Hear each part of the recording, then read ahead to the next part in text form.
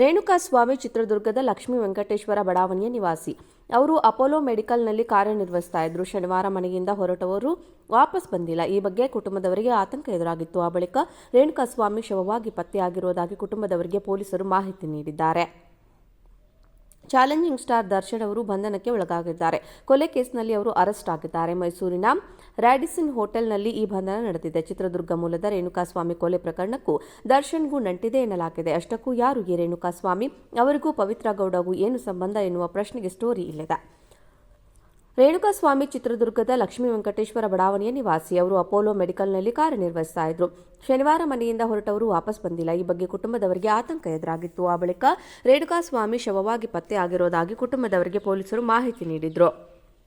June 9ರಂದು Sumanahalli ಸ್ವತಃ ಅನುಗ್ರಹ ಅಪಾರ್ಟ್ಮೆಂಟ್ನ ಸಮೀಪದ ಮೋರಿಯ ಮುಂದೆ 30ರಿಂದ 35 ವರ್ಷದ ವ್ಯಕ್ತಿಯ ಶವ ಪತ್ತೆಯಾಗಿದೆ ಎಂದು ಮಾಹಿತಿ ನೀಡಿದ್ರು. ಅಪರಿಚಿತ ಶವ ಪ್ರಕರಣವನ್ನು ತನಿಖೆ ಮಾಡಿದ ಪೊಲೀಸರಿಗೆ ಬಿಗ್ ಶಾಕ್ ಸಿಗಿತ್ತು.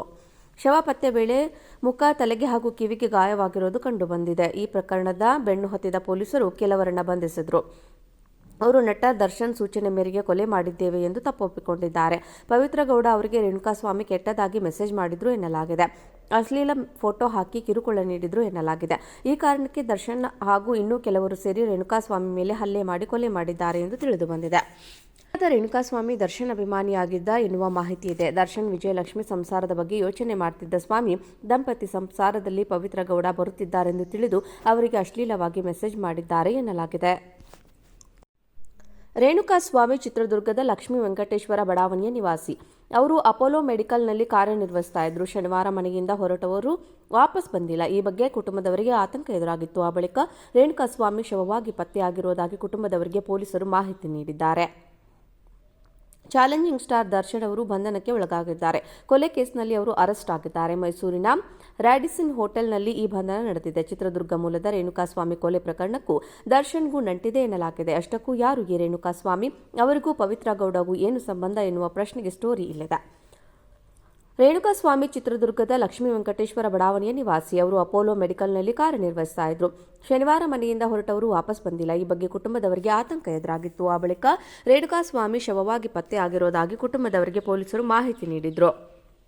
ಜೂನ್ 9ರಂದು ಸುಮನಹಳ್ಳಿ ಸ್ವತಃ ಅನುಗ್ರಹ ಅಪಾರ್ಟ್ಮೆಂಟ್ನ ಸಮೀಪದ ಮೋರಿಯ ಮುಂದೆ 30ರಿಂದ 35 ವರ್ಷದ ವ್ಯಕ್ತಿಯ ಶವ ಪತ್ತೆಯಾಗಿದೆ ಎಂದು ಮಾಹಿತಿ ನೀಡಿದ್ರು. ಅಪರಿಚಿತ ಶವ ಪ್ರಕರಣವನ್ನು ತನಿಖೆ ಮಾಡಿದ ಪೊಲೀಸರಿಗೆ ಬಿಗ್ ಶಾಕ್ ಸಿಗಿತ್ತು.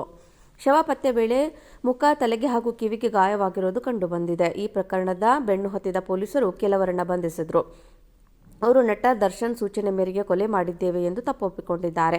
ಪವಿತ್ರ ಗೌಡ ಅವರಿಗೆ ರೇಣುಕಾಸ್ವಾಮಿ ಕೆಟ್ಟದಾಗಿ ಮೆಸೇಜ್ ಮಾಡಿದ್ರು ಎನ್ನಲಾಗಿದೆ. ಅಶ್ಲೀಲ ಫೋಟೋ ಹಾಕಿ ಕಿರುಕುಳ ನೀಡಿದ್ರು ಎನ್ನಲಾಗಿದೆ. ಈ ಕಾರಣಕ್ಕೆ ದರ್ಶನ್ ಹಾಗೂ ಇನ್ನೂ ಕೆಲವರು ಸೇರಿ ರೇಣುಕಾಸ್ವಾಮಿ ಮೇಲೆ ಹಲ್ಲೆ ಮಾಡಿ ಕೊಲೆ ಮಾಡಿದ್ದಾರೆ ಎಂದು ತಿಳಿದುಬಂದಿದೆ. ರೇಣುಕಾಸ್ವಾಮಿ ದರ್ಶನ್ ಅಭಿಮಾನಿಯಾಗಿದ್ದ ಎನ್ನುವ ಮಾಹಿತಿ ಇದೆ. ದರ್ಶನ್ ವಿಜಯಲಕ್ಷ್ಮಿ ಸಂಸಾರದ ಬಗ್ಗೆ ಯೋಚನೆ ಮಾಡ್ತಿದ್ದ ಸ್ವಾಮಿ ದಂಪತಿ ಸಂಸಾರದಲ್ಲಿ ಪವಿತ್ರ ಗೌಡ ಬರುತ್ತಿದ್ದಾರೆಂದು ತಿಳಿದು ಅವರಿಗೆ ಅಶ್ಲೀಲವಾಗಿ ಮೆಸೇಜ್ ಮಾಡಿದ್ದಾರೆ ಎನ್ನಲಾಗಿದೆ.